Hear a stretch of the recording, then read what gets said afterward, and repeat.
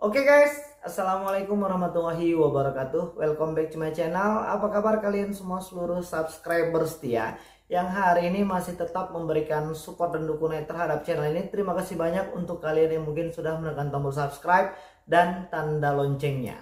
Oke, pada video kali ini kita pengen ngebahas yang namanya debt collector lapangan aplikasi pinjol. Mungkin salah satu pertanyaan yang hari ini masih membekas dan menjadi bahan pemikiran kalian adalah tentang debt collector pinjol yang katanya mau datang ke rumah. Bener nggak sih bang, debt collector pinjol itu mau datang ke rumah? Dan itu pertanyaan yang paling banyak dan yang paling sering masuk ke kita. Oke, pada video kali ini kita pengen ngejelaskan apa aja sih yang menjadi hak kalian sebagai debitur yang hari ini belum mampu melakukan pembayaran ketika debt collector pinjol datang ke rumah kalian untuk nagih utang.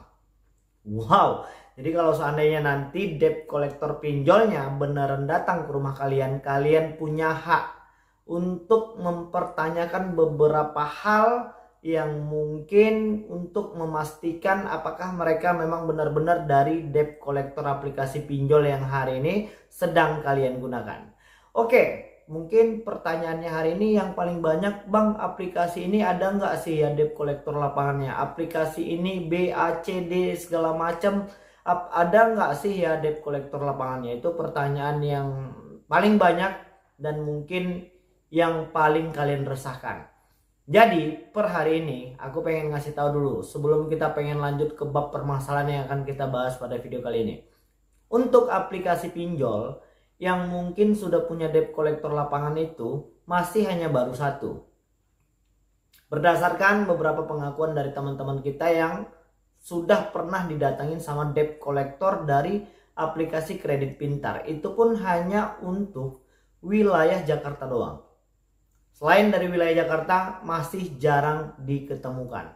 Jadi bagaimana dengan debt collector aku laku ya, Kredivo, Home Credit, Indodana, yaitu produk-produk pembiayaan. Walaupun hari ini masih banyak juga pertanyaan tuh, apakah aplikasi aku laku, Kredivo, Home Credit, dan Indodana masuk ke dalam aplikasi pinjol bang? Jawabannya tidak ya. Mereka itu yang 4 aplikasi itu masuk ke dalam produk pembiayaan. Jadi mereka tidak terdaftar dan tidak ada namanya di daftar pinjol. Yang terakhir kita rilis itu ada 102 aplikasi pinjol yang memang masih tersisa yang memiliki status terdaftar dan berizin di OJK. Oke, bagaimana dengan 4 aplikasi itu? Apakah ada debt collector lapangannya? Ada, tapi tidak untuk di semua daerah. Palingan hanya untuk daerah-daerah besar, kota-kota besar di provinsi doang. Selebih dari situ belum ada. Jadi kalian nggak perlu resah dan nggak perlu lagi membuang-buang energi hanya untuk memikirkan segala sesuatu yang belum tentu pasti terjadi. Yang sudah pasti tentu terjadi saja masih bisa kita cari solusi yang terbaik untuk hari ini.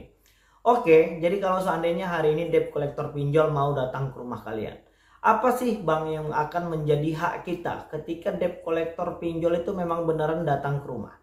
Yang pertama, kalian berhak mempertanyakan kartu identitas, kartu pengenal dari debt collector pinjol tersebut. Dan kalian berhak untuk mempertanyakan ID card pekerjaannya.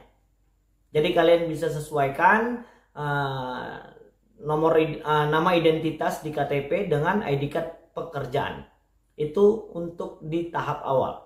Jadi untuk mengantisipasi supaya jangan ada yang mengaku-ngaku sebagai debt collector pinjol. Itu yang pertama. Dan yang kedua, kalian punya hak untuk meminta surat penugasan. Benar nggak sih ini debt collector yang datang ke rumah kita ini memang benar-benar ditugaskan untuk menagih hutang ke rumah kita? Itu adalah hak kalian yang kedua, bertanya tentang surat penugasan.